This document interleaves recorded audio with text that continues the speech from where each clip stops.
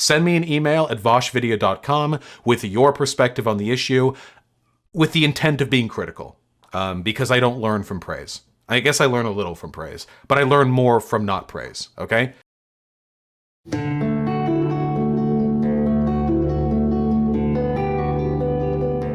If you randomly stumbled into this video without a background in online politics, Vaush is one of the biggest online political figures at the moment. He advocates for anti-capitalist, left-wing political positions, and currently holds a great degree of influence in online political discourse. In this video, I am making the argument that Vaush is a genuinely evil person. And I understand that may sound like clickbait, but if you stick with me, I intend to fully defend the position. Timestamps are in the description if you would like to jump to a specific section, although the later sections do rely on claims made in earlier sections. In the description, you can find a link to the script, which has copious citations for every clip used and every claim made. Obviously, you don't need to read it, but do know I come bearing copious receipts.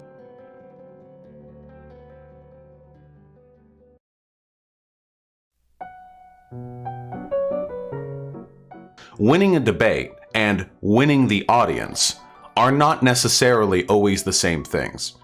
Whether or not they overlap depends pretty much exclusively with how good faith the conversation is held in. In a very bad faith conversation, there can often be a really severe disconnect between the technical procession of arguments throughout the course of the events of the debate and who's believed to have won at the end. When you're having a conversation, whether you're trying to find the truth, persuade someone, or persuade an audience, you'll be exchanging ideas, and in order for that to proceed smoothly, you'll need something called good faith. Good faith implies a number of things: sincerity, honesty, openness, and charity. This basically means you'll be playing by the rules. You aren't trying to win the conversation through duplicitous means, and the outcome of the conversation is reflective of the quality of ideas exchanged. One of these ideas merits special attention: charity. Being charitable is attempting to interpret your opponent's statements in the best manner possible, and you may have heard this referred to as steel manning. This is the opposite of straw manning, a duplicitous tactic where you purposefully attack a weaker version of your opponent's argument than what they actually presented.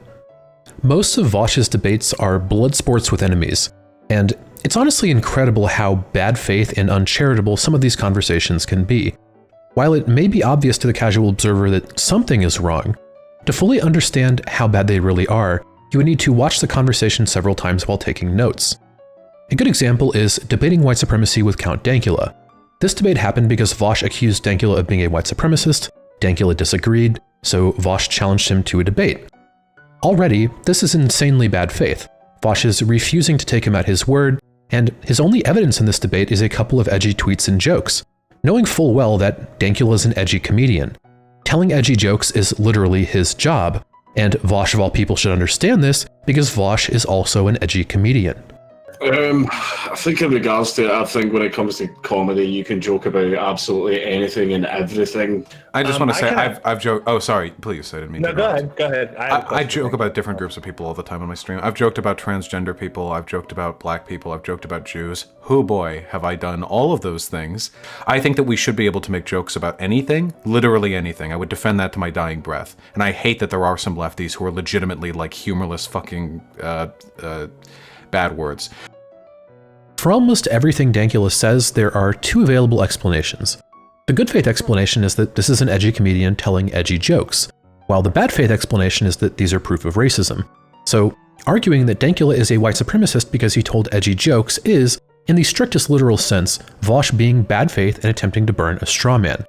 Good faith isn't even possible here, but it's made all the more amusing by something we'll learn later in the debate. Dankula is not a white supremacist. This is the worst I've ever seen Vaush lose a debate, and to the best of my knowledge, Dankula doesn't even do debates. This never needed to happen, and it's a great example of how rhetoric can't save you if you are hilariously and totally wrong. The debate begins with the moderator asking both parties to define white supremacy. Just to clarify the term first. Sure, yeah. So generally speaking, when I say white supremacist, I'm referring to a person who believes that there is A, some sort of fundamental distinction between the races, and B, one who believes that either the white race is superior in some empirical sense, or B, that we need to engage in policies or other social actions to prioritize that group of people.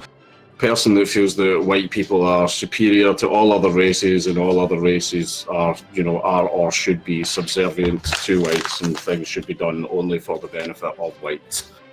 When they give their responses, they agree almost entirely, and they both basically give the Google definition. Both of these definitions are functional, so now that we agree on definitions, we can proceed in good faith, right? Vaush, do you have any issues with that definition? Yeah, that's not the actual definition at all. That's a highly unacademic definition of white supremacy. What that does is it sets the bar so high that there's no way to ever prove that anyone is a white supremacist because they would have to buy into a fuck ton of positions before they would actually fit that qualification. Do you see where this is going? After giving almost identical definitions that match the Google definition, Vaush denigrates Dankula's definition as being highly unacademic and tries to shift to a definition so vague it could reasonably apply to anyone. What Vaush is doing here is attacking anything and everything Dankula says, even if Vaush said the exact same thing a minute earlier. So less than 2 minutes in and this is already a shit show. Here are some examples of bad faith engagement just from the first 6 minutes of this conversation. Yeah, cool. Well, hey, listen, believe it or not, I don't like the fact that there are white supremacists in the world. I doubt you do either. Now think about this for a second. Wouldn't a white supremacist want more white supremacists in the world? This is an admission that Dankula is not a white supremacist, but Vaush continues to argue that Dankula is a white supremacist for the next 2 hours anyway. So instead, what I think would be more interesting is if I proceed under the assumption of good faith.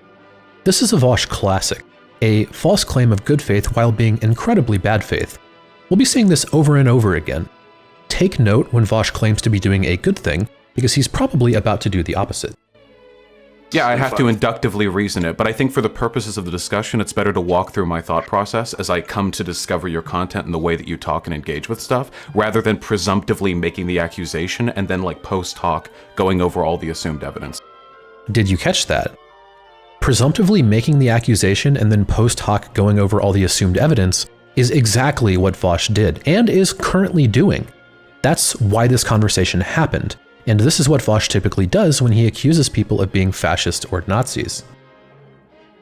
You're going to say the term, "It's just a joke," "Do you know what a joke is, mate?" or "I'm a fucking comedian" about 80 times over the course of this discussion. We're not going to have any way of actually reasoning out anyone's positions, and it will end up being a complete waste of time. So we're going to see how that goes. Are we going head first in and saying that "it's just a joke, I'm a comedian" are completely invalid arguments that hold no? No. I just want to see how many times you say them. They're totally valid arguments, and I have made them in the past. Okay then, so basically you're probably going to ask me a lot about jokes I've made, and the actual arguments that explain these jokes, you're trying to preemptively discredit those arguments by going, "Oh, if I tell him this, he's probably going to say this," when what I'm going to say is a valid argument. The fact that you are preemptively defending the "it's just a joke" defense is very telling to the kind of conversation that we're about to have. This exchange is unbelievable. Vaush poisons the well by saying Dankula will try and use the "it's just a joke" defense, then concedes that this defense is valid. Then he poisons the well again and attacks Dankula further for using a defense that he conceded is valid less than 20 seconds earlier. Also, let this be made as clear as possible. Vaush has allowed the "it's just a joke" defense, which means winning the debate is now impossible, as Vaush has no arguments outside of what could be reasonably explained as an edgy comedian making edgy jokes. It's also worth pointing out that when Vaush says the conversation will be a complete waste of time, he's trying to discredit a debate that he very likely knows he cannot win. Unreal. Absolutely unreal. And this is all in the first 6 minutes of the conversation, by the way. This much bullshit was crammed into 6 minutes. Later in the conversation, Vaush concedes that Dankula's YouTube videos didn't seem that bad. Vaush says that Dankula's not an anti-Semite. Vaush says that Dankula isn't malicious or nefarious. Dankula and Vaush agree on immigration. We learn that Dankula's anti-colonialism.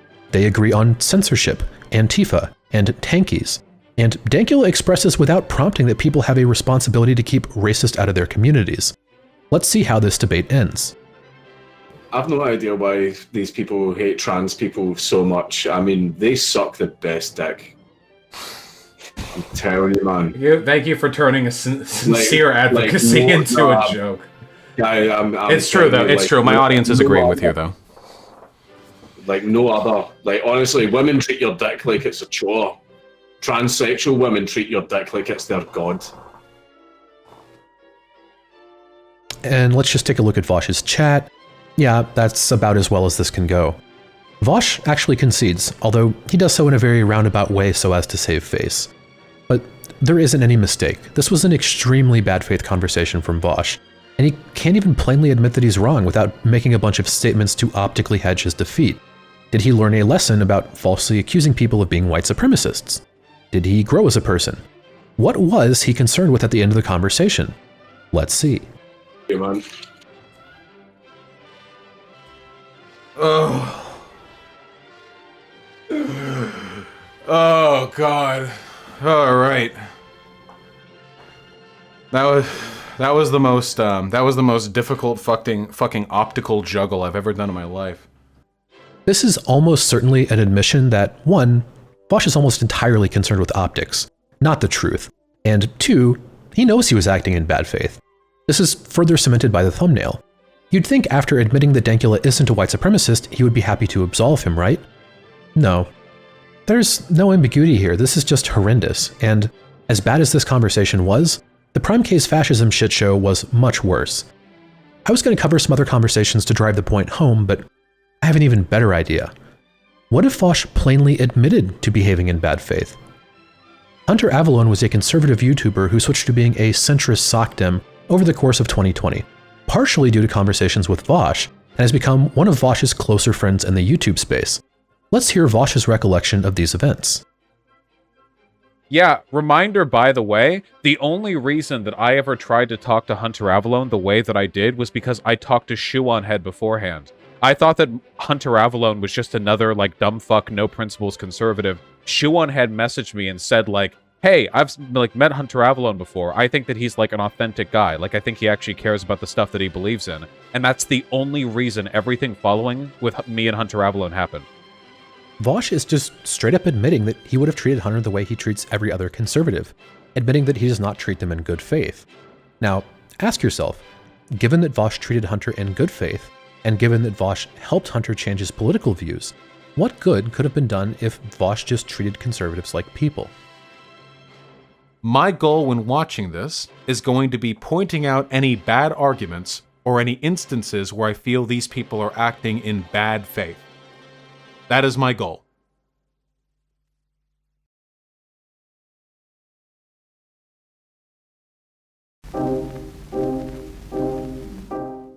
One of the benefits of the type of content that I do is that you never have to worry about me taking stuff out of context. When Vaush watches a video and pauses it constantly, it can be incredibly misleading. You may get the impression that you've absorbed the content because you technically watched it, but if you were to go back and watch the video Vaush covered on its own, you'd likely feel you were experiencing it for the first time. We're going to be looking at one of Vaush's videos that responds to a podcast by Sam Harris. Vaush only watches 6 minutes of Sam Harris's 113-minute podcast, or roughly 5% of the content, so 95% of the context is missing. Keep this in the back of your mind, because nearly all of Vaush's claims about Harris can be refuted with context from the other 107 minutes. It's also worth pointing out that Vaush is responsible for what he does with his platform. Vaush could have either listened to the whole podcast beforehand to address things with context, or gone over the whole thing, or not covered it at all. If it is the case that Vaush cherry-picked a small segment and misrepresented Harris's arguments, there's no excuse for that. Vaush chose to cover it on stream, and Vaush chose to post the video, so any misrepresentations are Vaush's responsibility. There's one thing to clear up before we get into the content: the distinction between interpersonal and systemic racism. Well, sure, but systemic racism doesn't even need racist people at the helm. Systemic racism perpetuates itself through, like, systemic inequality. If you have a society where absolutely nobody is racially biased, but black people start off with less, the way economics works ensures that they'll continue to have less, at least for a very long time. This is a topic Vaush discusses frequently, so he should not be confused by the distinction. On screen now are various quotes from the podcast Vaush is responding to that demonstrate irrefutably that Harris acknowledges the existence of systemic racism. One in particular should drive the point home. As I've already acknowledged, there is a legacy of racism in the United States that we are still struggling to outgrow. That is obvious. There are real racists out there. And there are ways in which racism became institutionalized a long time ago. Many of you will remember that during the crack epidemic, the penalties for crack and powder cocaine were quite different. and this led black drug offenders to be locked up for much longer than white ones. Now, whether the motivation for that policy was consciously racist or not, I don't know. But it was effectively racist. And how about another?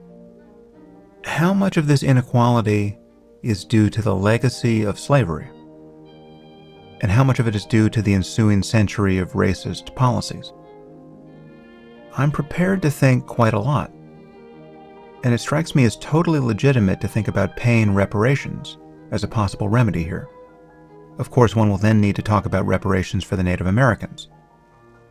Harris absolutely affirms the existence of systemic racism. What Harris questions in the podcast is the degree to which interpersonal racism plays a part in police use of force. This is crucially important because, as we can see from the video title, Vaush's main argument against Harris is that he denies the existence of systemic racism, which is demonstrably untrue. Let's see how this video begins.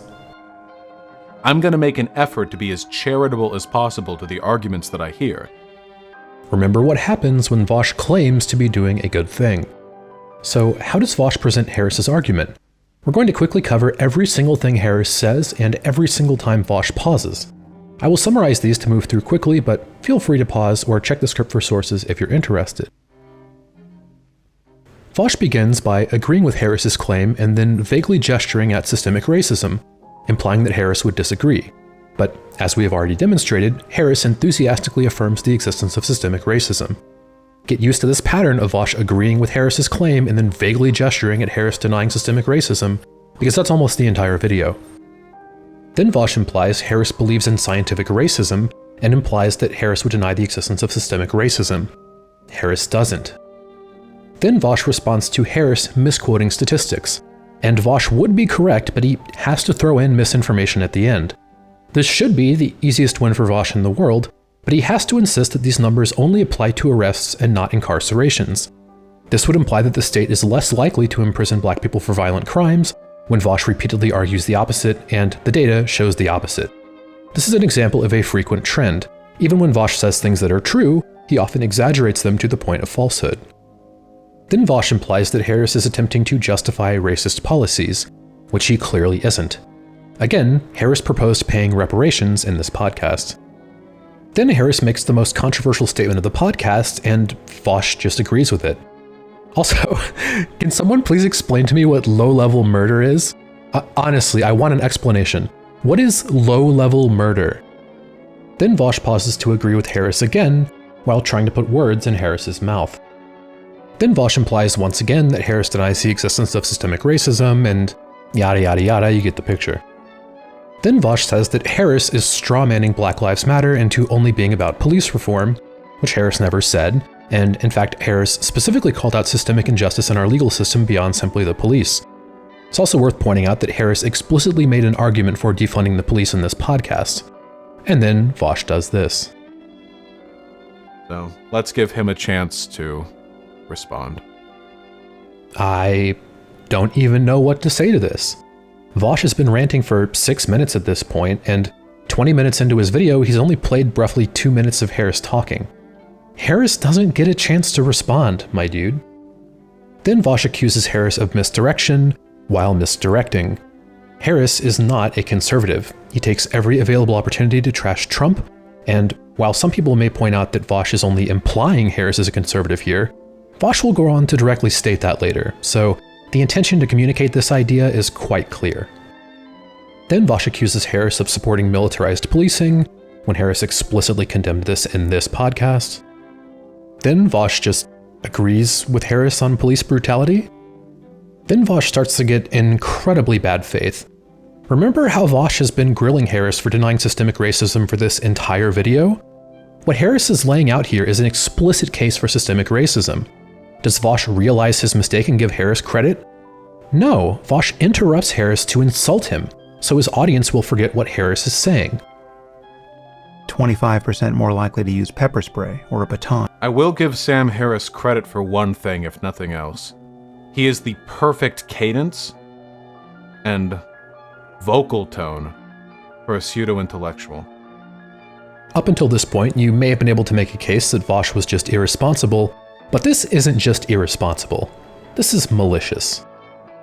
And now Vaush is strawmanning Harris. Harris is quoting several studies, including the Johnson study, which has a conclusion that controls for proximity. Again, this is where the interpersonal racism and systemic racism distinction becomes important.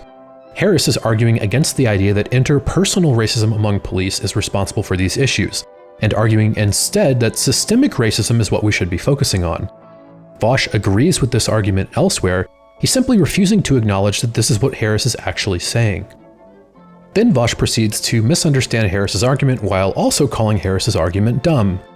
Again, Harris is arguing against interpersonal racism and for systemic racism. And then Vaush plays the last Harris quote, takes Harris out of context, misrepresents Harris's argument, calls Harris an anti-intellectual, calls Harris a conservative, and once again asserts that Harris denies the existence of systemic racism. Vaush consistently misrepresents Harris's argument and slings ad homs, and even when Vaush is correct, he undermines his own argument by exaggerating things to the point of falsehood. How does Vaush feel about this? I think I'm comfortable from the section of this podcast that I've listened to in understanding Sam Harris's approach. In essence, he is very comfortable invoking the black rate of criminality without providing any explanation. He will dismiss evidence which does not favor his point, and then he will assign to these studies a correlative data point which was not backed by the researchers, which actually once more places the blame on black people. This is a blatant lie. Maybe this wouldn't be so bad if Vaush were merely misunderstanding an argument, but I think it's considerably worse. Which actually once more places the blame on black people. Because that is what people like Sam Harris want to do. But I do know that his narrative here is one which perfectly suits the mentality of the American racist. It's every lazy, ad hoc, biased dismissal of the overwhelming evidence in favor of systemic racism, in favor of an explanation which is at once non-explanatory and also very deeply suggestive of a biological problem with black people. They're rather fond of that, aren't they? I don't think I've argued with a conservative once who wasn't willing to at least suggest or imply a genetic explanation for black criminality. Okay, why is their culture the way it is? And they'll go, I don't know. Why is their culture the way it is? And without falling back on sociological explanations for that question, the only remaining answer is one which they know they can't substantiate in academia, so they do not directly state: the genetic explanation. Anyway, I don't want to appear as uncharitable to Sam Harris. Yeah. Watch out for any time Vaush claims to be doing a good thing. Watching 5% of a video, lying to your audience about its arguments, and then calling the person you're responding to a racist is not good faith engagement. Do you think that's the end of the quote right there? When you see a video like this, and a quote is provided, and it begins and ends mid-sentence, do you think that's an accurate representation? Trust me, speaking as Vaush, it's pretty easy to cut people out of context. Aggressively easy, one might say.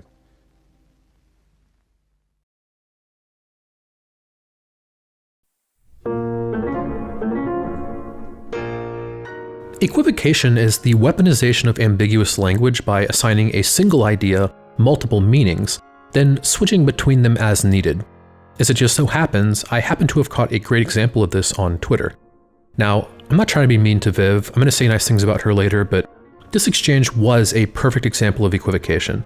First, Viv says that arbitrary means a system without rational justification. Then in her next tweet says that arbitrary can mean anything you like, because meaning is subjective. These are mutually exclusive, so which is it?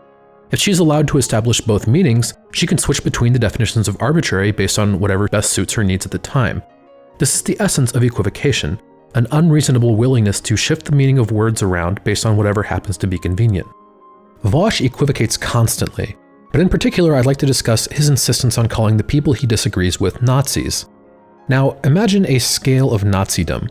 On the far end, you have a person who's willing to violently establish an ethno-state. Lower than that, you might have attending Nazi rallies or saying things like, The Holocaust didn't happen, but I wish it did. Below that, you might have someone who clearly questions the traditional Holocaust narrative but isn't committed to a rejection, or someone who clearly harbors racist feelings but isn't willing to do anything about them. Then way down at the bottom, you might have an insensitive boomer comment like, "There sure are a lot of black people on this beach." These are clearly not the same thing. The last is an insensitive statement that might belie racism or ignorance or cultural differences or any other number of things. It clearly doesn't demonstrate that someone is a racist, but it might be a behavior indicative of Nazi beliefs, so it's included as the very smallest possible hint of this belief structure. There's a reasonable discussion to be had about where the line should be drawn for someone to be considered a Nazi, but it's not reasonable to use the same term for all of these different behaviors.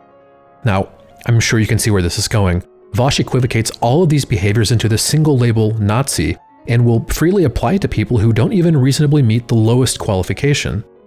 A good example is PewDiePie, who we'll call Felix, one of the biggest YouTubers with over 100 million subscribers. Vaush made 4 videos where he directly states or strongly implies that Felix is a Nazi more than 20 times. And I also think that PewDiePie is a member of the alt-right. Some kind of reactionary, fascist, neo-Nazi, maybe? Calling someone a Nazi is a serious claim, so Vaush would need a lot of evidence to justify it, especially over the Occam's razor explanation that Felix is just an edgy gamer bro. Here are all of the arguments Vaush makes to justify calling Felix a Nazi in those 4 videos. Now, this might seem like a good case, right? Nope. First, Felix has 100 million subscribers. Of course he's going to have some number of Nazis in his audience. Anyone with that many fans would. That doesn't mean anything, nor does the fact that some Nazis like him. The band Depeche Mode and Taylor Swift were both repeatedly endorsed by white supremacists and leaders of supremacist organizations, and these musicians all disavowed these supremacist groups in public statements. Are we going to assume that Tay-Tay is a Nazi now? Of course not. Felix also publicly denounced white supremacist and white supremacist groups repeatedly. Felix makes edgy jokes because that is his job, which Vaush should understand as he is also an edgy comedian. These 3 are ludicrous accusations that never should have been made, and while I understand that some people are particularly sensitive to jokes involving dressing up as a Nazi, this is historically very common. I can understand why you would be uncomfortable with this, but this is simply not evidence that Charlie Chaplin, Sarah Silverman, or Charlie Day are Nazis. Next, Felix withdrew a donation to the ADL, a Jewish organization. Now, that could be interpreted as a symptom of Nazi beliefs, but then you would have to wonder why would he donate to them in the first place? There's a much better explanation. Felix donated to them to try and do something nice, then realized they had publicly slandered him and withdrew his support as he didn't want to donate to an organization which slandered him in the past. For the record, Felix actually defended the ADL during this, while Vaush denigrated them. I don't think the charity is as bad as everyone says, but at the same time, it just didn't make sense for me to donate it to it. Hey guys, it's true. The ADL is actually like hot garbage. Not joking. It's real fucking bad. Now, I'll be honest with you. I hate the ADL. Now, what does it even mean that Felix didn't denounce the Nazis in his community enthusiastically enough? Who is to judge? Vaush? Felix made apology video after apology video during this period, and took other efforts to try and make it plainly clear that he does not support Nazis. At one point, Vaush details the kind of apology video he wished Felix had made, while responding to an apology video from Felix that met his suggestions. This is the second time Vaush has made a video responding to Felix apologizing for this. The evidence seems to suggest that Vaush would not accept any form of apology from Felix, so why would we allow Vaush to judge the sincerity of Felix's apologies? The Christchurch allegation is particularly silly, given that he released an almost 90-page manifesto and Felix is mentioned 0 times. He was not motivated by Felix. He was a deeply mentally ill and racist person trying to instigate a race war.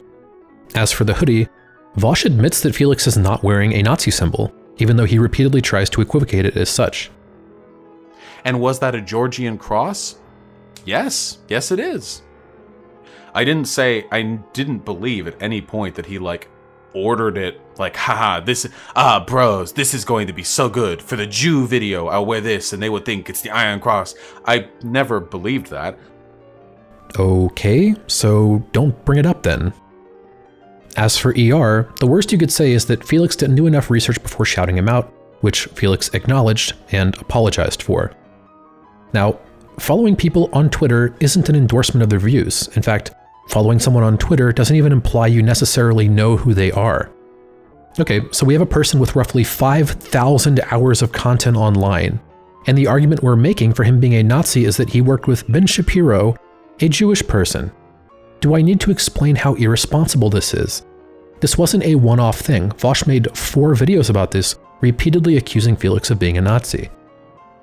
Is that just looking at it on its own, this could just be from like a gaming channel that has edgy moments.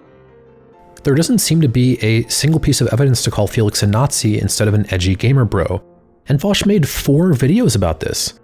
If the word Nazi applies to both Hitler and Felix, it ceases to carry any meaning. By accusing people that aren't white supremacists of being white supremacists, you are helping white supremacists.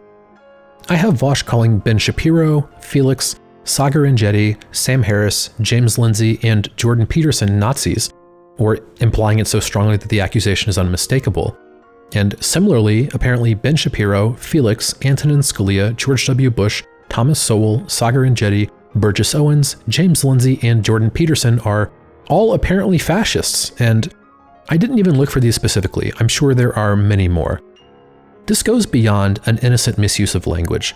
Vaush purposefully equivocates these things to try and lambast his opponents as much as possible. And even in the most charitable reading, this is straightforwardly dishonest. Don't go crazy hyperbole calling everyone who ever does this a neo-Nazi.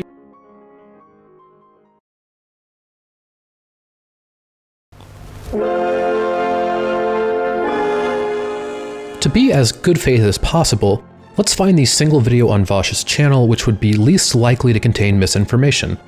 Vaush claims the most expertise in criminal justice, specifically corrections and supervision, and there is a video about precisely this topic where Vaush claims expertise and where Vaush claims to have nailed the video in the description. This video is a response to a PragerU video titled, "Why Are So Many Americans in Prison?" If any video on Vaush's channel is going to be trustworthy, it should be this one. This was put forward under the pretense of academic legitimacy. If you put all of this forward out of ignorance, I also think that's malicious. Actually, ooh, I did my baccalaureate thesis, months of research and dozens of pages of writing on the potential economic benefits of prison vocational programs. Let it first be known that I'm not defending PragerU or whoever this clown is. The premise of this video is disgusting, and nearly all of its contents are misleading. However, I only count 3 outright falsehoods in this video from the PragerU clown, and I also count 3 outright falsehoods from Vaush. The first falsehood Vaush presents is a condemnation of violent and serious offenders, either that it would be necessarily bad or ineffective to provide rehabilitative services for these people, or that letting them out early would be necessarily bad, presumably because they would be more likely to reoffend. None of this is true. Violent and sexual offenses actually have some of the most effective rehabilitation methods, and these offenders have some of the lowest rates of recidivism when compared to other kinds of criminals. Furthermore, violent and sexual offenders get the worst treatment when going through parole and being assigned terms of supervision, so they could easily be the group that is most in need of help, given the premise that our justice system is too punitive and not focused enough on rehabilitation. Every component of Vaush's claim runs contrary to the facts here. There's a reason why conservatives, like that kid, and the people who give him his money, are so interested in maintaining the status quo. And the reason for that is because felons can't vote. The second falsehood Vaush presents is that felons can't vote. Again, this is not true. In the vast majority of the country, felons can either vote upon completion of their sentence, or everyone outside of prison can vote. In the stripy states, some felons are permanently disenfranchised, but only in 2 states, Kentucky and Virginia, are all felons permanently disenfranchised. In some cases, felons may need to go through a process to have their voting rights restored, but it is still a blatant falsehood to say that felons can't vote, even in the region that Vaush is talking about. Keeping felons from voting is a deliberate effort to keep black and brown people from contributing their votes. Then Vaush goes off the deep end and claims felons can't vote because the state hates black people. Yikers. First of all, it's difficult to ascribe any motivation to an institution, as institutions are made up of an incredible number of different people and policies, etc. And this is particularly true for the US correction system, where most prisoners are in state prisons and jails, and each state has their own, sometimes wildly different standards for handling corrections and supervision. To ascribe motivation to the system as a whole is stupid on its face, but then to say the motivation is racism is just blatantly wrong. Now that Vaush knows about the vast restoration of voting rights, do you think he would admit that the state loves black people? I doubt it. That's 3 blatant falsehoods in the video on Vaush's channel, where he should have the greatest degree of expertise, and in which he claims to have done a great job. Most of his other claims are at least partially wrong as well, but I'm more concerned with claims that he absolutely wouldn't make with a genuine expertise in criminal justice. So, let's look at a few more. Our prison population is higher both per capita and in total numbers than any other fucking country on Earth. How? Well, the real answer how is because of private prisons and because lobbying from those private prisons to increase both the number of crimes and the sentencing length of those crimes because they profit from it. It's to make people money. That's the actual reason why, by the way. It's not just because we hate black people. It's because we hate black people and we want to make a lot of fucking money off their suffering. Here, Vaush claims that mass incarceration resulted from lobbying from private prisons. No. Private prisons do not drive correctional policy. Private prisons account for less than 9% of prisoners, and an incredibly small amount of money is spent by private prisons on lobbying. In 2020, only $4 million was spent in an $80 billion industry. That is 1/200%. And if you go back a few years to 2014, the amount spent is under $500,000. This is particularly relevant because mass incarceration resulted from policy changes that happened in the 70s and 90s, long before private prisons had even the meager influence they carry today. Private prisons didn't cause mass incarceration, they leech off of it. This is a conspiracy theory that you could only peddle if you knew nothing about the substantive facts of the matter. Almost like they created a problem that they knew would disproportionately affect like black communities, and then introduced mass incarceration, which they get to conveniently extract slave labor from. Then Vaush claims that the state has an incentive to lock people up for slave labor. The idea that prisoners are a profitable labor force for the state is demonstrably untrue, as the cost of incarceration dwarfs the labor value of an inmate. The state has no incentive to lock people up for slave labor, but you don't need to take my word for it because Vaush admits this in another video. Next, let's look at some other criminal justice misinformation, this time about the police. And oh boy, where do we even begin? Vaush has a huge problem with spreading misinformation about the police. Let's begin with a few entire videos that are factually incorrect. First up is a video about Aaron Danielson and Michael Reinl. Reinl stalked Danielson and shot him in the back. The video of this was available on social media within hours of the events, and Reinl was identified by authorities, but Portland police didn't apprehend Reinl. This led Trump to send in the US Marshals, which resulted in Reinl's death under circumstances which are disputed. Vaush begins the video claiming that his handling of the situation was incredibly responsible. What I wanted to do was say, this was an extrajudicial killing, this was a lynching, this was a hit put out by the government because he killed a member of Patriot Prayer, a far-right group, and the government backs the far right. But I didn't want to be hyperbolic. The reason for that is because I'm not a fucking dumbass. I try to be responsible for the most part, and I waited. So again, this should be a video where Vaush is at his best. Criminal justice is his area of expertise, and he was apparently extra careful to be sure he was delivering this information responsibly. Unfortunately, nearly every single detail of this video is wrong. First of all, Vaush states or implies 5 times that Reinl was acting in self-defense and shooting Danielson. This is a blatant lie. Reinl stalked Danielson and shot him in the back.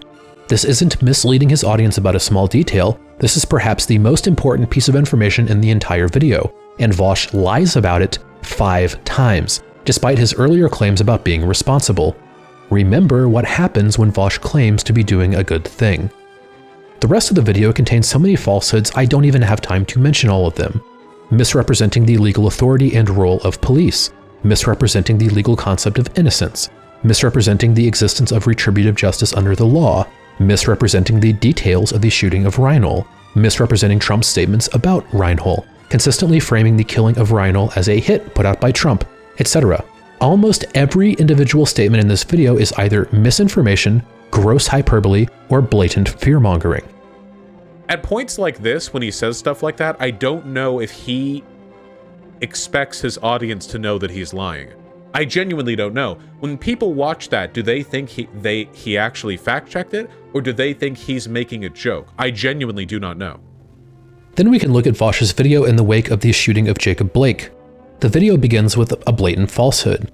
Vaush claims Shapiro is invoking the "he was no angel" argument, but Shapiro isn't. He's discussing why police were there in the first place.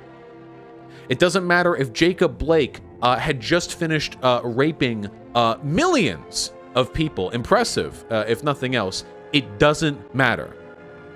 Then Vaush spreads misinformation about Blake being unarmed, continuing to misrepresent the role of police and the legal concept of innocence, and misrepresenting other basic facts about the case.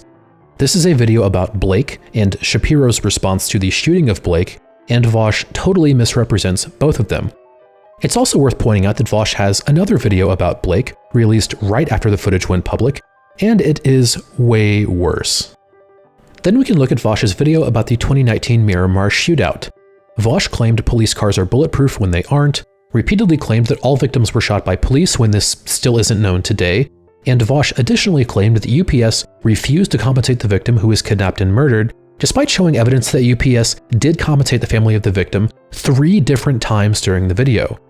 And these are just the direct falsehoods, not to mention downplaying the seriousness of the original incident by insisting that no one was killed in the jewelry store when someone was shot, and spending most of the video running defense for the people who robbed the store, shot an employee, and kidnapped Frank Ordonez as an excuse to place all of the blame on police. What about insisting the umbrella guy was an undercover cop when he wasn't? This guy. I ain't got part of that, kid. So we've got a person here who is essentially unidentifiable, at least by appearance, by way of the full black garb and the gas mask and everything else. Here's a thing that I know for a fact is happening. Undercover cops. There is nothing on earth that can tell me that motherfucker in the black getup with the umbrella smashing those AutoZone windows at the beginning of the protest wasn't a fucking cop. Or spreading misinformation about Amy Klobuchar and Derek Chauvin. Amy Klobuchar was one of the people who declined to bring charges against the officers who killed George Floyd. Or spreading misinformation about Kyle Rittenhouse. In the second shooting, he was literally laying on his ass, firing shots at people 20 feet away who weren't even moving towards him.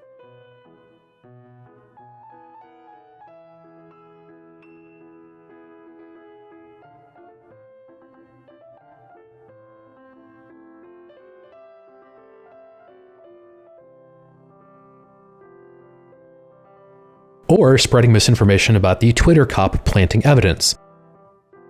Why did I retweet this? I'm such a fucking idiot, dude. I trusted the fucking headline again. Are you getting the picture? And keep in mind, this is only misinformation about his greatest area of expertise. If you aren't capable of covering breaking news without spreading misinformation, then don't cover breaking news. I'm not a news outlet. I don't do breaking news, you know. I'm not a journalist. I don't really have the training or the contacts necessary to update, get live information and verify it on the scene and then update. And I don't want to propagate misinformation. Speaking of which, if you aren't capable of talking about the police without spreading misinformation, then don't talk about the police. Is this really so complicated? Also, you may be wondering why Vaush is so consistently wrong about the police.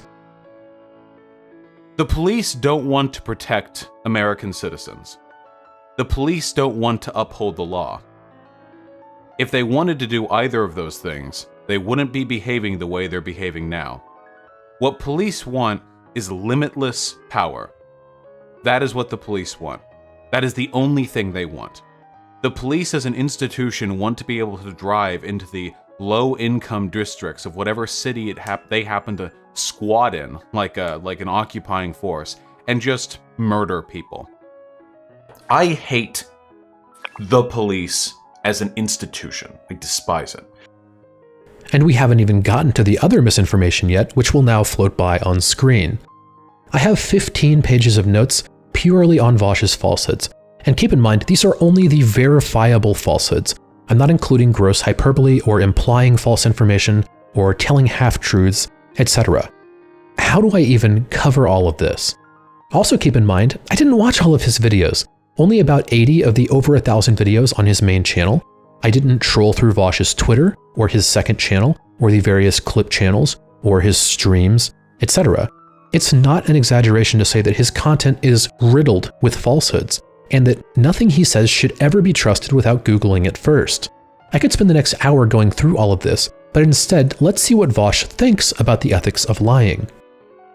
Okay, I said that. I personally said that we're comfortable accepting a level of intellectual dishonesty. Okay. Sometimes, if intellectual honesty is the cost of a successful improvement of the state of humanity, then sometimes that just has to be made. I'm very flexible, I guess, with means or methods. As long as it leads people in a good direction, I think it's generally pretty defensible. People just report things that are just factually not true. That's my issue. Sure, like, they do that. But Vaush has been defending lying for political gain for almost 10 years, and it shows in his behavior. As we'll learn later on, this is also fully justified by his personal philosophy. Now, you don't need to take my word for it. You can check the script and my sources to verify all of this for yourself. So just beware that you can never take anything Vaush says at face value. At this point, when we're in a position where so many people are so willing to lie so flagrantly, if they say one thing, if they make a single argument that I could disprove with a single Google search, then what does that say about the rest of the information they have for you? In all likelihood, it means that everything they're saying is horseshit. They're just cobbling together as many stories as they can, and that disproving one of them is enough to dispel the credibility of the rest of the arguments.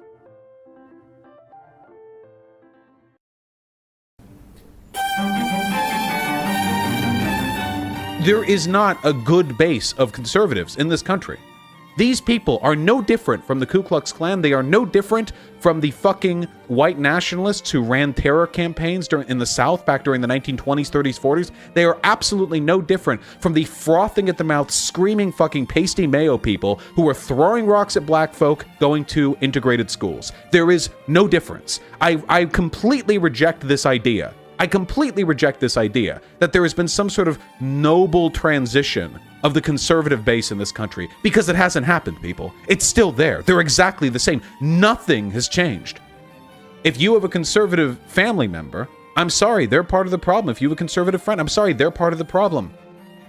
Now we arrive at the part of the video where I need to start making controversial statements, and it's incredibly embarrassing to me that this will be taken as controversial. But there are perfectly decent reasons to be a conservative that have nothing to do with racism. Rather than play a bunch of clips of Vaush dehumanizing these people, I'm just going to let his comments scroll by on screen while I talk. The people who agree with Vaush argue through the lens of historical materialism, and it is precisely through this lens that we see the most common reason people become conservatives. They perceive paying taxes to be against their class interests. This should be the most obvious thing in the world. It's literally a foundational principle for Vaush's worldview. This is also reflected in polls of policy rankings for conservatives. A good chunk of conservatives are single-issue voters on reducing taxation, and I've spoken with several people who voted for Trump who said he disgusted them, and they were second to do it. Does that sound familiar? I heard the same thing from people who voted for Hillary. Voting for someone is not an endorsement of all their views. Obviously, Vaush doesn't agree with Biden on much. He just sees Biden as being preferable to Trump. Now, what a lot of people on the left fail to realize is that Democrats like Biden. I'm not saying you have to, because I don't. Now, really quickly, we need to talk about Trump. I hate Trump. Don't take this as a defense of Trump or his behavior. It's indefensible. But while I'm not willing to defend Trump, I am willing, to some degree, to defend the people who voted for Trump, especially against reckless hyperbole coming from people like Vaush. The main reasons people accuse Trump voters of being racist are immigration policy, the border wall, and the travel ban. Now, before we get into the data of what Trump voters actually think on these issues, let's realize that strict views on immigration don't make a person racist.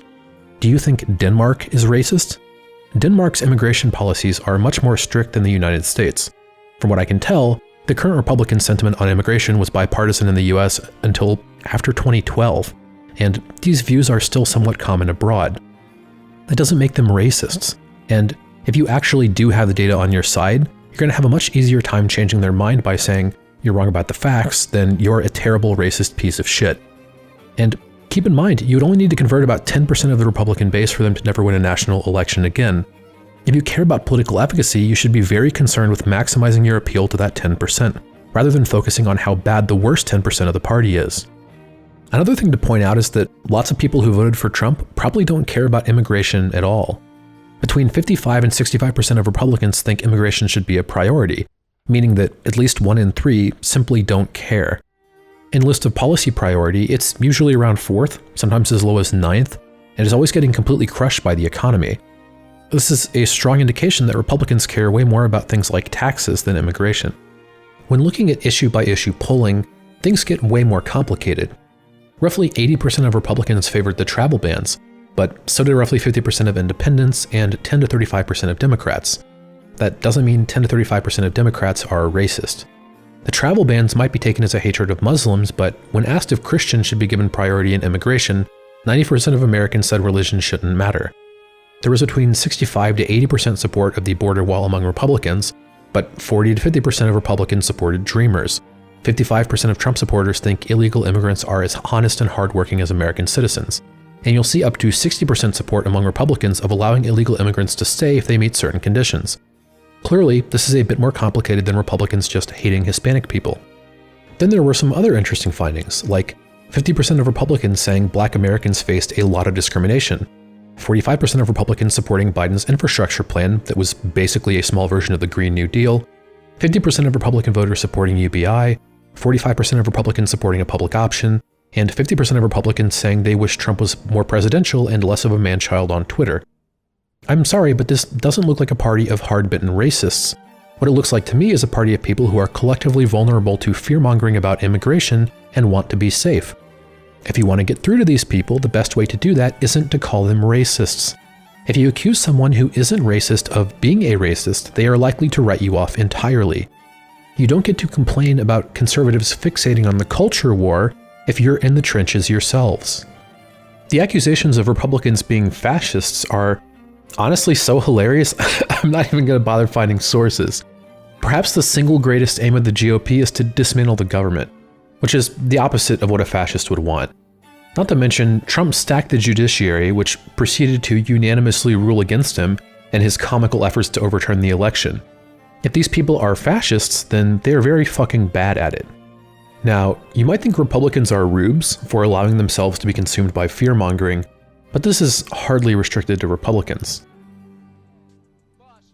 Fear-mongering is a derogatory term for a type of behavior exhibited in a lot of political figures online, especially conservatives, where you try to present information in a way that warrants an unnecessary or exaggerated fear response from your audience.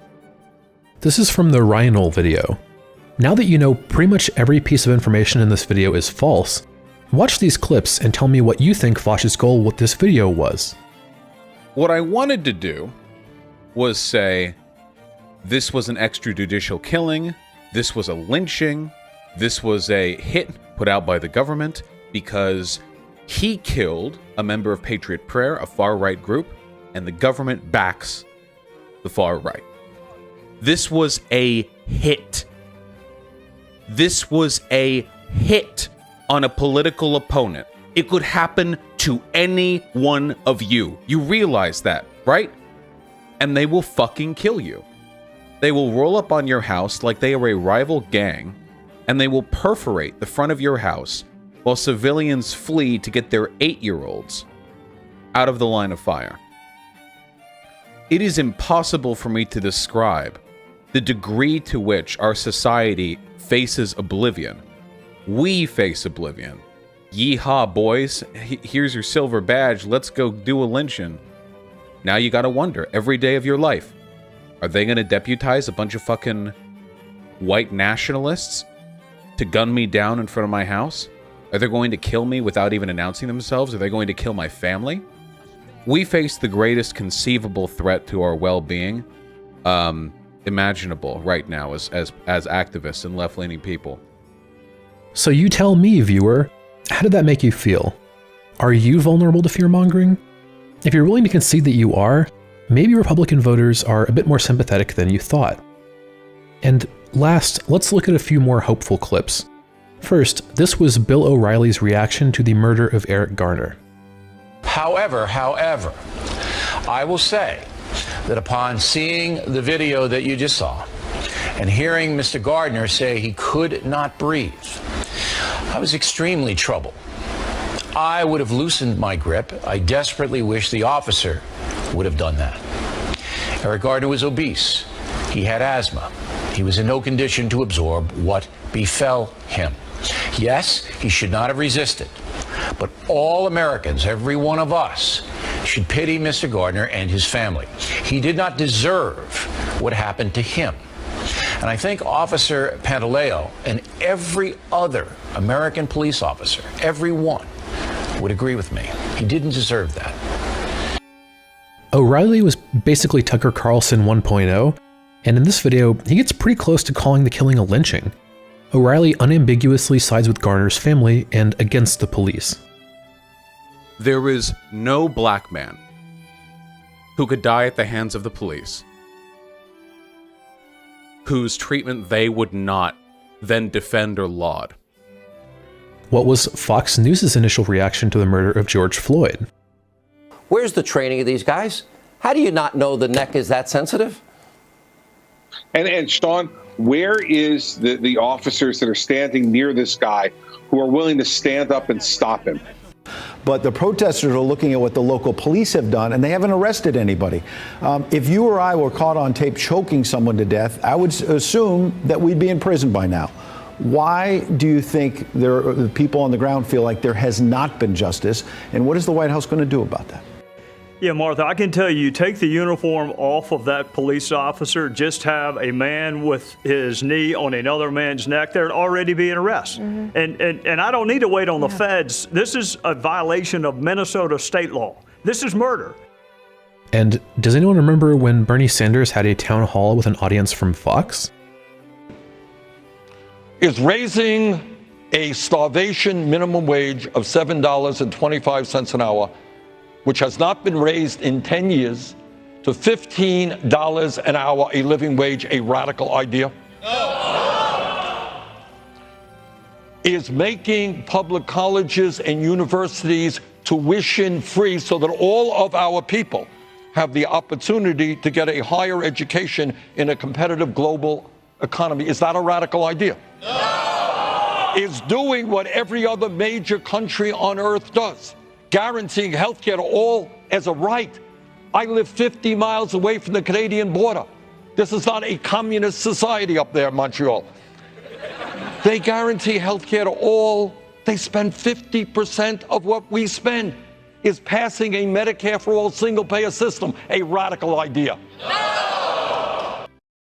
And let's remind ourselves, what does Vaush have to say about all this? All of conservatism is built upon the exact same social principles that are perpetuated today by neo-Nazis. I understand this may sound a little bit facetious, but I assure you I'm being entirely serious when I say this. American conservatives are fascists. Now, I have been accused of being hyperbolic in this respect before, but I am not being. There is a large contingent of conservatives in this country, not all of them, but a large number of them, who just like it when black people are killed. And I think the first thing that we should learn from this story, I mean, what's the first thing we should learn here? Conservatives are evil? Great, easy, wow. And Republicans want to do that because Republicans are racist. I don't think neoconservatism and fascism are two, really, really distinct things. A lot of people in the Republican Party probably do just want to say the N-word and, throw rocks at black people. Ah, yes. Nuance. It's fine to not like conservatives, but it is not acceptable to act like everyone who votes Republican is a Nazi. Doing so is politically destructive, demonstrably untrue, and deeply counterproductive to progressive goals. We can talk to these people. We can work with these people. But that's never going to happen if we think that half of the country are literally Nazis. And I think that passion requires a lot of introspection, because there are a lot of people out there who think they're making the world a better place, when in reality they're making it a horrible place to live in.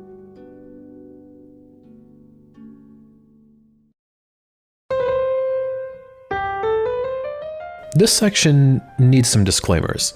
I am not an expert in philosophy. However, I did consult with a number of people who are, so I should do a reasonable job of explaining these ideas. And second, I made a serious effort to charitably assess Vaush's moral system, but there simply isn't any way to account for all the contradictory things he's said. From my vantage point, Vaush's moral system is just whatever is needed at the time to justify what he wants to do or say. That being said, I was able to synthesize his most common moral statements to come up with two primary positions he may be defending. The first position Vaush seems to support is direct, actual consequentialism. Consequentialism means that the moral worth of an action is determined by the consequences of that action.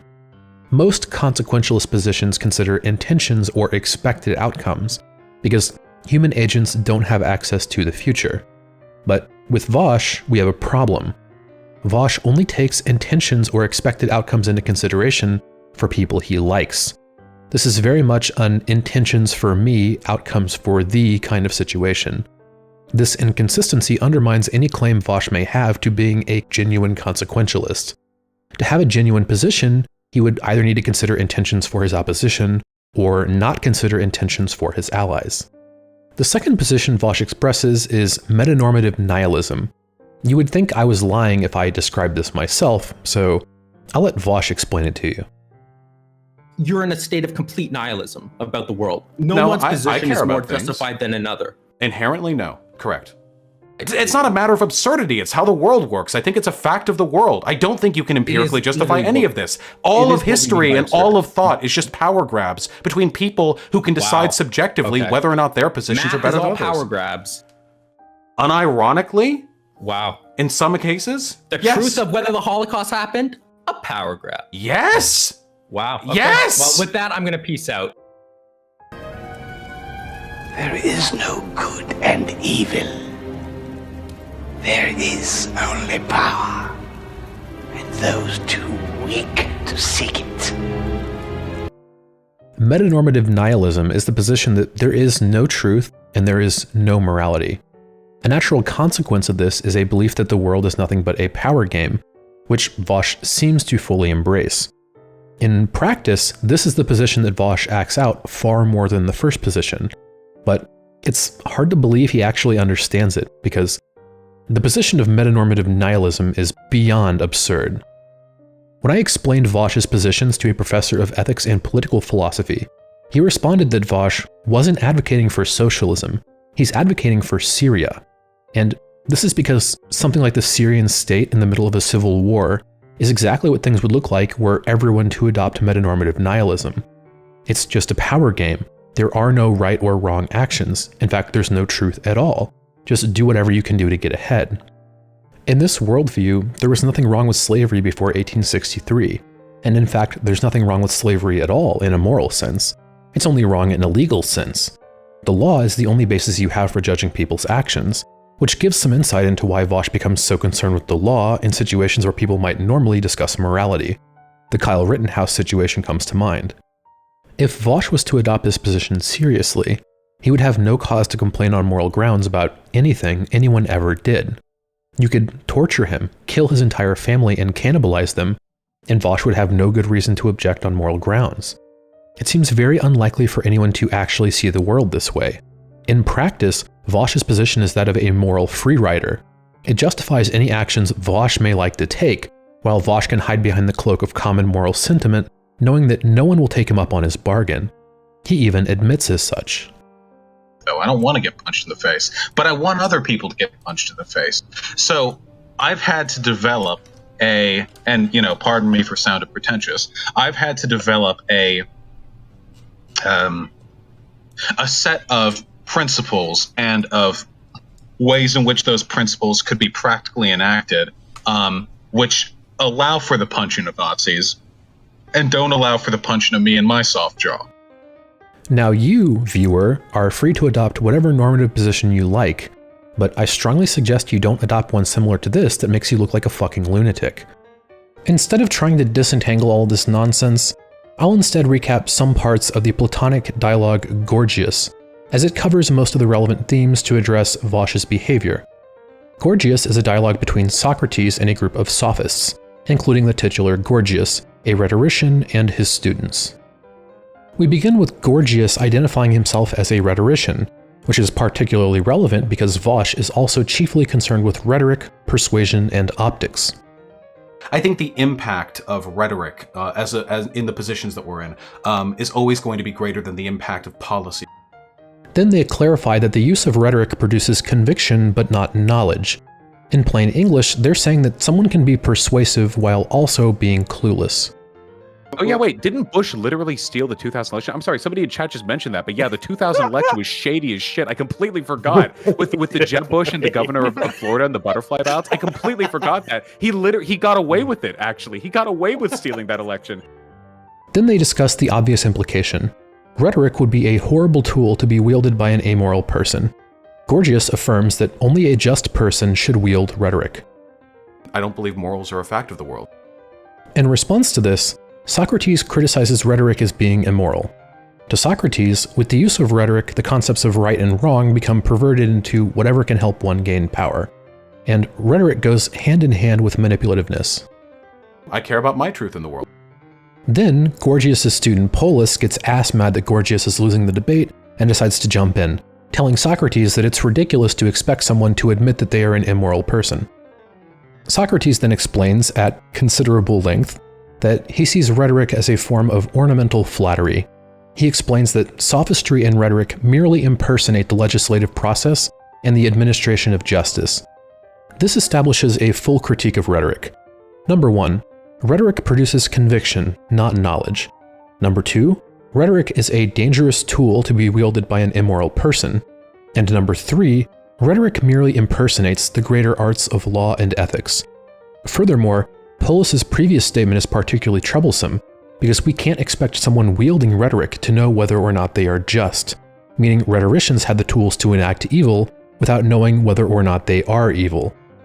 Vaush will always claim to have a resolute moral compass, but when pressed, he'll admit that he doesn't even think morals exist, and the world is merely a theater for power games.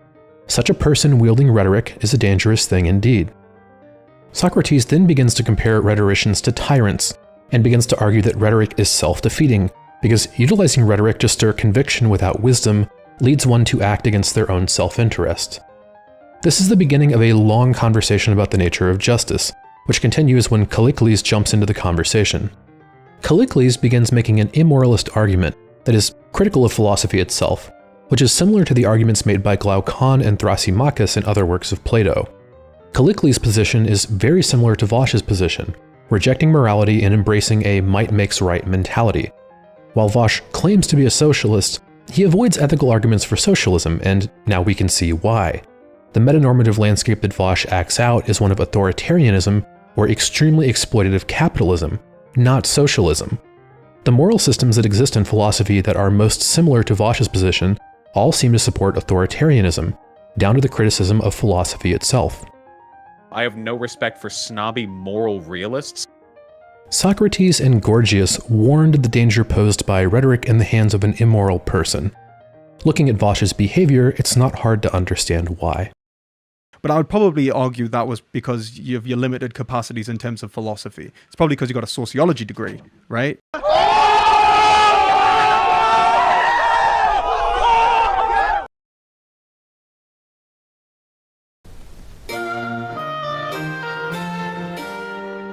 What is fascism in abstract? What is fascism in abstract? Really easy. It'd be great to get a definition from Vaush. Yeah. Well, generally, it's considered to be like an ultra right-wing, ultra nationalistic form of usually like an ethno-nationalist political identity. I prefer Umberto Eco's 14 points, but it gets like really in the weeds. I don't think that fascism is always super consistent with its definition. Well, the reason that I like Umberto Eco's definition so much, the reason why I simp for it so goddamn hard, is because it's very, very sociological. That's the thing that I like about it. Isn't it too broad though? Serious question, no troll. It's only like too broad if you look at it as like if you trigger like one flag, then you're a fascist, which isn't true. It's like diagnostic criteria for mental disorders. Yes. The problem with what Vaush just said is that the DSM does have a threshold you need to cross for a diagnosis, so it's not applicable to how Vaush uses Eco's definition. It's very convenient that Eco's definition can't be used to make definitive judgments, but you should at the very least be able to get an idea of how fascist something is by looking at these points. So, how much of a fascist is Vaush?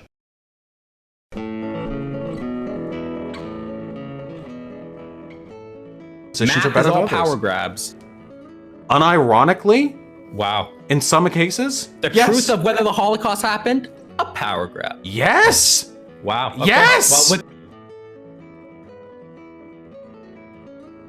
Well, and I'm going to make every conceivable effort to be charitable. The Republican Party is literally mostly voted on by fascists. Take yes for an answer when somebody agrees with you, dude. But they don't agree with me. I have never met a Republican who agrees with me on anything. I have never met a self-described conservative who shared a single goal with me. The average Republican would have supported Hitler, 100%. Yeah, that's the easiest call in my life.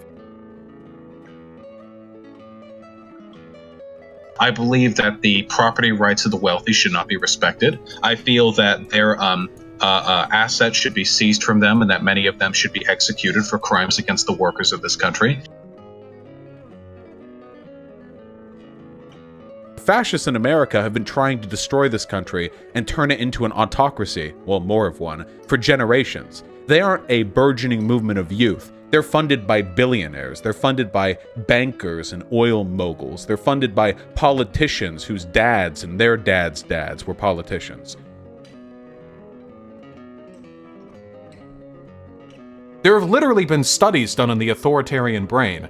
Tend to be lower IQ, more fearful, more impressionable. We are going to see a resurgence of global fascism sometime over the next 20 years.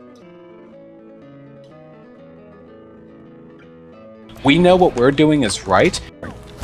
We will improve society, whether society likes it or not. Donald Trump is a fascist, and the legislators for the Republican Party are fascist because they almost to a man back pretty much everything that he does.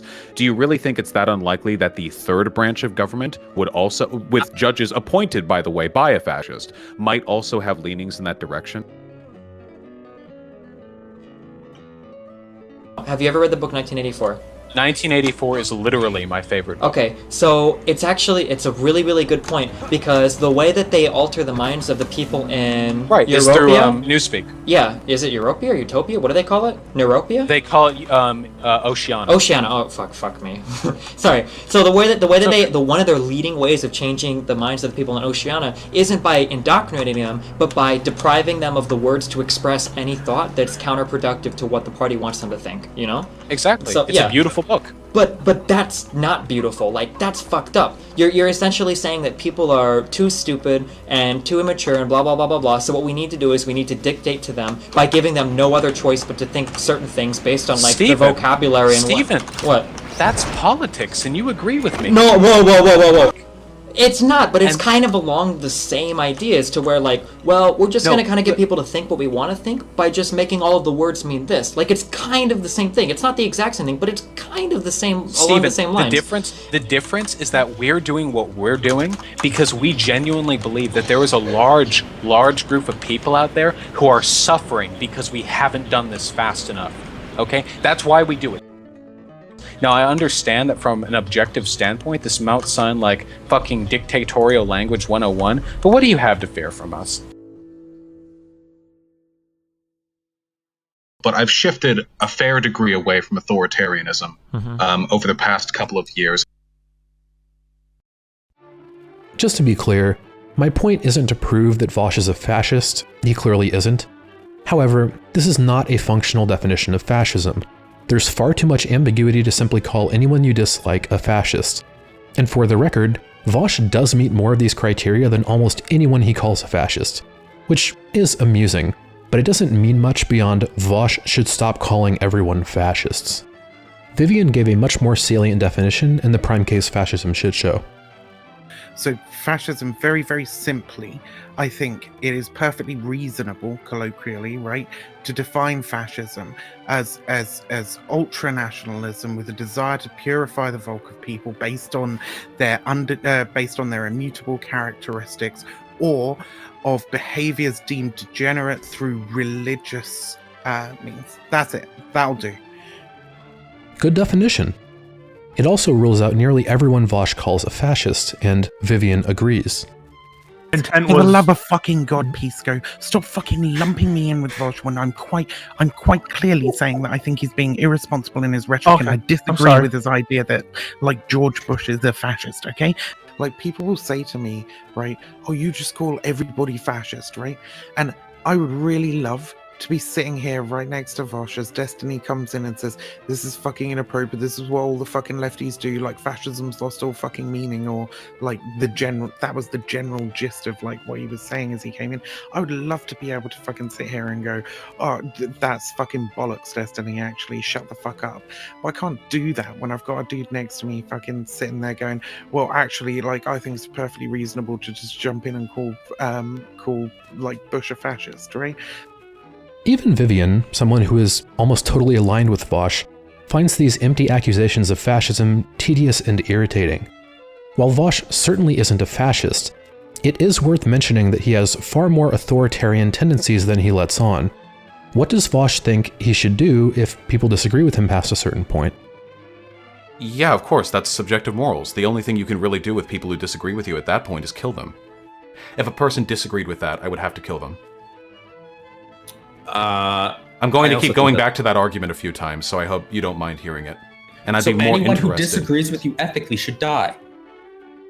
How many times do I have to repeat this? If they have if they have huge presuppositional differences with me on ethics and what is and is not good, then yeah, that's how history has worked. Does Vaush have any self-doubt about his behavior? We know what we're doing is right. I know my positions are sound. I know the things that I do here on my platform are good, or at least I don't really care if he would argue that they're not. Yikes. Look, I'm not saying Vaush wants to be a dictator, but what I am saying is that there's enough troubling material here to merit genuine concern. Maybe I should stop calling people fascists if my audience can't handle it, okay?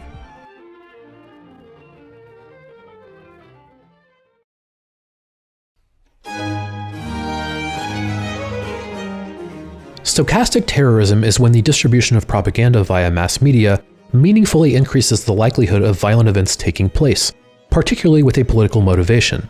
The stochastic terrorist is someone who contributes to a political environment where violence is more likely to happen, but the violence itself can never be directly linked back to the stochastic terrorist.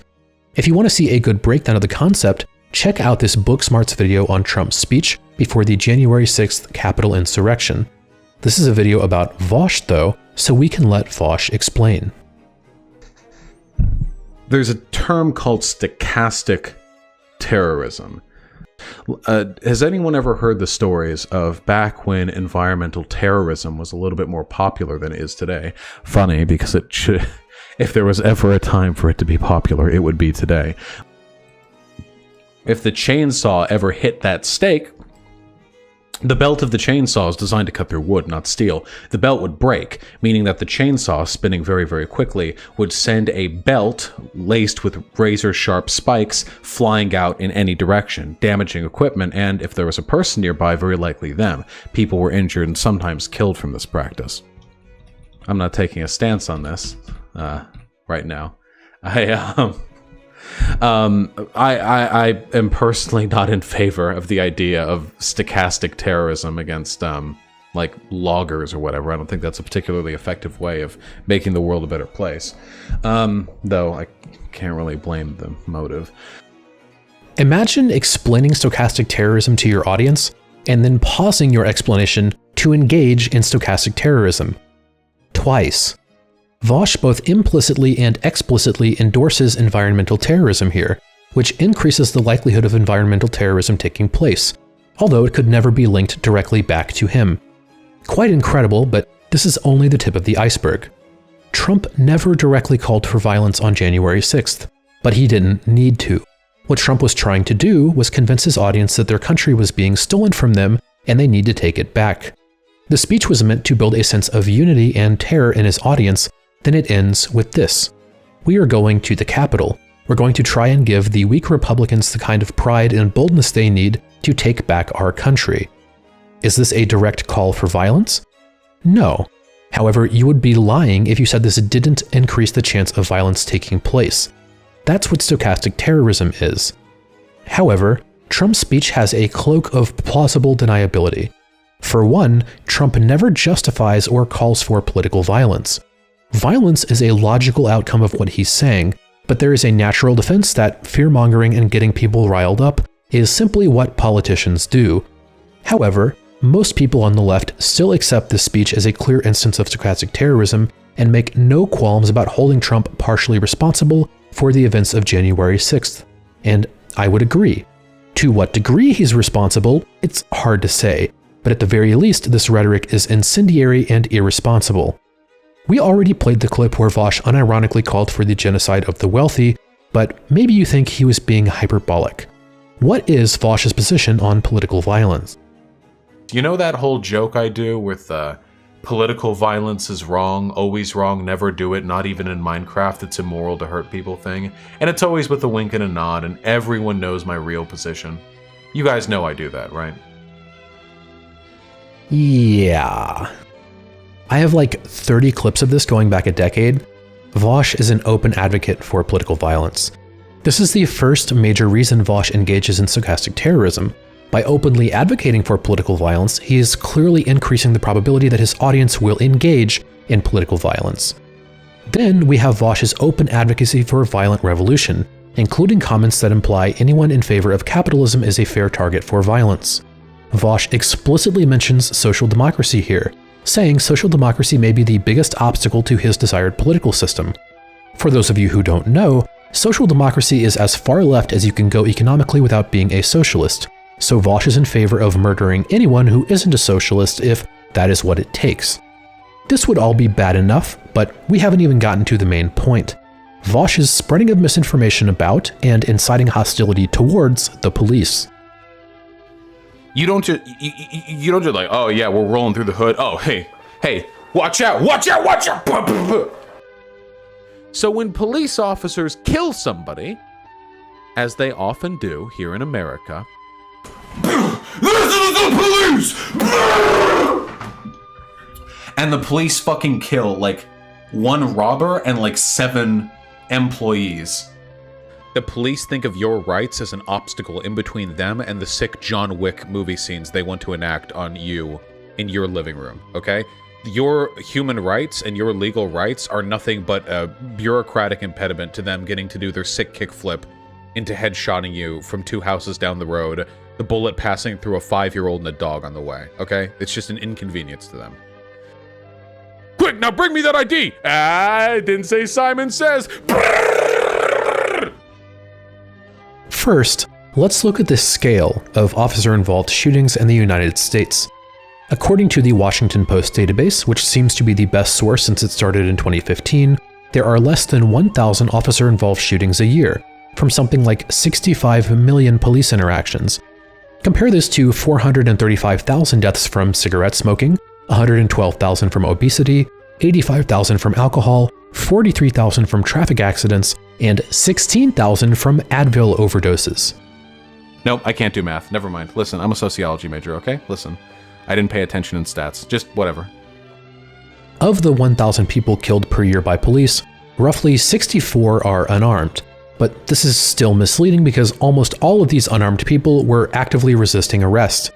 When you narrow these statistics down to people who are unarmed and aren't resisting arrest, you are dealing with less than 5 people a year. Do you believe one individual anecdote is is more meaningful than the plurality of evidence? No. There is no serious argument that officer-involved shootings constitute a pressing health risk, an epidemic, or even a systemic problem. Officer-involved shootings are incredibly rare, and you are 8 times more likely to be struck by lightning than to be killed by police when you aren't resisting arrest. This is relevant because Vaush clearly implies that the police enjoy killing people, and do so for no good reason, which simply doesn't happen. On the other hand, police have a greater than 10% chance per person per year to be the victims of violence, and there were more than 1.2 million violent crimes in the US in 2019, for a roughly 1 in 272 chance of being victimized per person per year. This means that while being unjustly killed by police is not a rational worry, being the victim of violence in the United States is, and this is especially true if you are a police officer. And last, and this was incredibly surprising to me, there isn't any strong evidence to suggest that police-involved shootings are racially motivated. I'm not just talking about the Fryer study, which was much publicized and discussed. I spent a day looking up meta-analyses and systematic reviews of officer-involved shootings and didn't find a single paper that unambiguously made a connection between the victim's race and the chance of a police shooting. I expected this segment to be talking about effect sizes and putting the scope of police racism in context, but every single review I found suggested a weak or non-existent connection. In Klom's 2010 review, only 2 of 17 studies suggested a positive correlation between victim race and police use of force, while 8 studies suggested no correlation. Harris's 2009 review states, "The seriousness of the offense and the behavior of the suspect appear to have a substantially large impact on how the police behave in comparison to an officer's personal beliefs and characteristics or their organizational environment." Bulger's 2015 analysis states, "The increased likelihood of force for these groups were 1.064 minority suspects," but goes on to say that of the variables that were correlated with use of force, 4 lost significance when adjustments for publication bias were made: offense seriousness, number of officers, suspect race, and suspect demeanor. Again, this was shocking to me. I expected to be putting evidence of police racism in context, but I spent a day trying to find and understand as much as I could and found no credible evidence that the victim's race has anything to do with officer-involved shootings. That isn't to say that there is no demonstrable racism in police use of force generally, but these findings are far more nuanced than what Vaush presents. And you might be wondering, if that is the case, why don't we hear about white unarmed innocent people being killed by police? I don't know, but they definitely exist. I'm not willing to go into the anecdotal details because that's how we got here in the first place, but just know that there are actually more cases of unarmed white people who aren't resisting being killed by police than people of color. From a propagandistic standpoint, if you're watching content like this, and the arguments that are being made seem to be formed from cherry picking rather than like data, then there's probably not much merit to the claims that are being made. I don't actually mind discussing like what would be conservative policy. I just wish it was more fact-based. Then beyond the rampant misinformation, Vaush also engages in performative cruelty and dehumanization of police. This video is responding to a video of a police officer having a nervous breakdown, and Vaush does admit this. And I agree, this does seem to be one person having a nervous breakdown. Okay, so let's recap. This cop is having a nervous breakdown, posts a video to TikTok, then the video blows up, so now this cop is in the national news and is the center of attention for what might be the worst day of her life. Let's see how Vaush handles this. The thing she was going to say at the end was, "All I want are my lynchings back." But even this woman, even this highly upsettable human being, it's pretty obvious nothing happened, but this woman is freaking out about it anyway. Which brings me to the actual issue with this, because I don't particularly care if one of the, 700,000 cops in this country is kind of wonky. I don't particularly care that much. You know what I do care about? The fragility. I think that this woman and the support that she is seeing on social media is deeply frightening. So I hope, and I encourage all of you to get on this, that we all make fun of her as aggressively as possible. legitimately sickening. If you didn't know what performative cruelty was before, now you know. Vaush is calling on his community to harass a woman who is in the national spotlight for having a nervous breakdown. And what's worse, his audience seems to have no empathy for this situation at all. The goal here is to inspire contempt of a person that you don't like. This situation has nothing to do with the police. This is just the worst day of one woman's life, who happens to be a police officer. We have no idea what happened. She may have just been shot at. She may have just had a miscarriage, or maybe nothing happened, but it doesn't matter. This behavior from Vaush is absolutely disgusting, and the response from chat makes it abundantly clear that his audience is not capable of empathizing with police officers. Alright, so Vaush is an open advocate for political violence, spreads an incredible amount of misinformation about the police, and has successfully dehumanized his audience to the police. How might this amount to stochastic terrorism? On August 23, 2020, Jacob Blake was shot 7 times by police officers in Kenosha, Wisconsin. This immediately led to civil unrest around the United States, including a riot in Kenosha. At this riot, 2 people were fatally shot, and a 3rd was badly injured. Vaush is usually concerned with the sociological causes of events, not the individuals involved. So, what were the sociological causes of the Kenosha riots? That much is clear. The incredible amount of anti-police sentiment in the zeitgeist. The shooting of Jacob Blake was immediately seen as a lynching and taken as further evidence of brutal police misconduct across the United States. But here's the problem. That's not what happened at all. Jacob Blake was in the process of stealing a car and kidnapping children from someone whom he was previously alleged to have sexually assaulted, and Blake had a felony warrant out for his arrest for that incident. Officers at the scene both tackled Blake and deployed tasers. Neither of those stopped him. Blake was armed with a knife. It wasn't in his car, he already had it. Blake wasn't just resisting arrest, he was flagrantly ignoring officers' orders while in the act of committing multiple felonies, including kidnapping children. Officers fired on Blake when there was literally no other choice, aside from allowing him to steal a car and presumably start a car chase that may impact innocent civilians. If ever in history there was a justifiable police shooting, it was this one. And they should do that. If there's a murderer or a rapist or somebody running amok, if there's somebody with a gun in a building holding a hostage, I want the police there. So why did people respond as though this was a lynching? Because of people like Vaush. There is an incredible amount of misinformation and misunderstanding surrounding police in the United States, as I explained previously. These ideas floating around in the zeitgeist that police are an insurgent force of white supremacists who just want to kill black people is the reason the Kenosha riots happened. Vaush is always fixated on the sociological causes of events, so this can't be ignored. Now, ask yourself, where may people have gotten these ideas?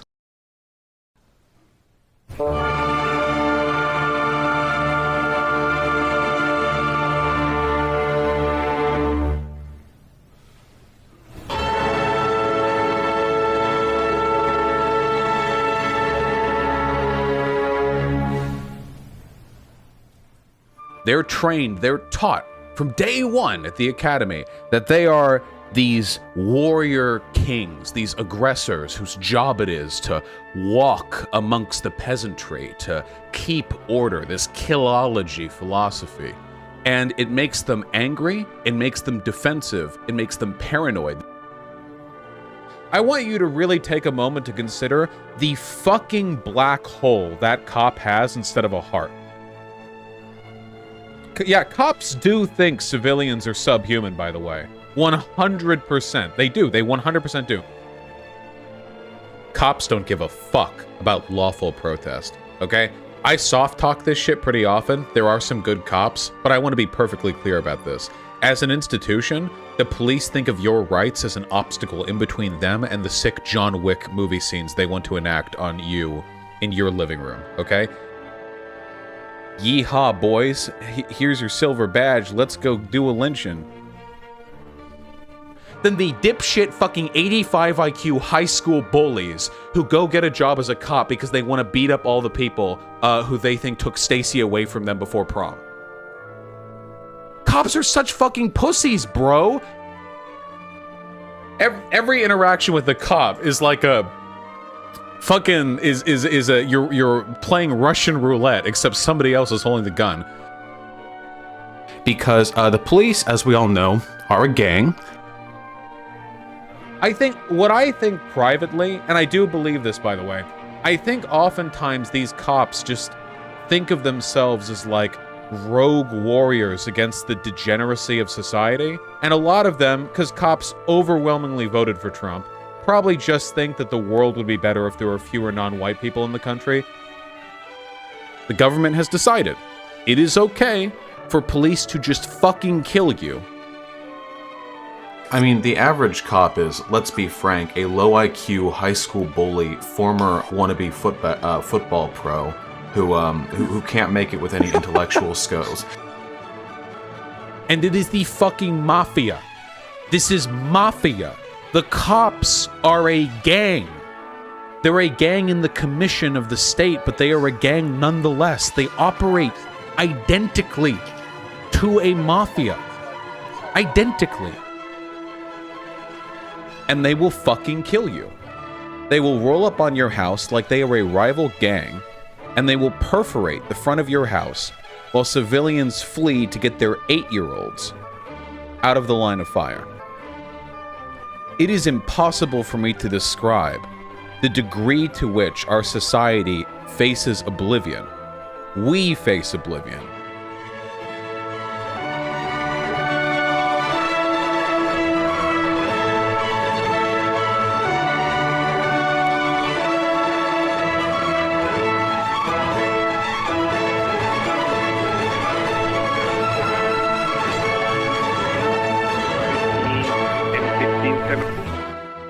Kyle Rittenhouse crossed state lines and pulled the trigger.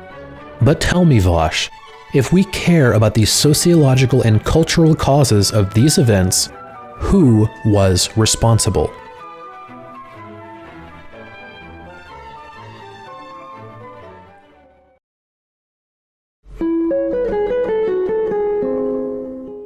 So now we return to the title of the video. Is Vaush evil? Well, according to his moral system, all that matters are outcomes. He has engaged in a horrendous level of bad faith engagement, spread an incredible amount of misinformation, contributed to the dehumanization of half the population, promulgated an incoherent and amoral philosophy, behaved as a reckless authoritarian, and engaged in a serious level of stochastic terrorism. And keep in mind, this video is exclusively focused on Vaush's arguments and actions as a public figure. If we were to dig into his personal life, there are some obvious events that jump to mind that would help support my conclusion. What is the measure of a man-child? You're free to come to your own conclusions, but I feel I've adequately supported mine.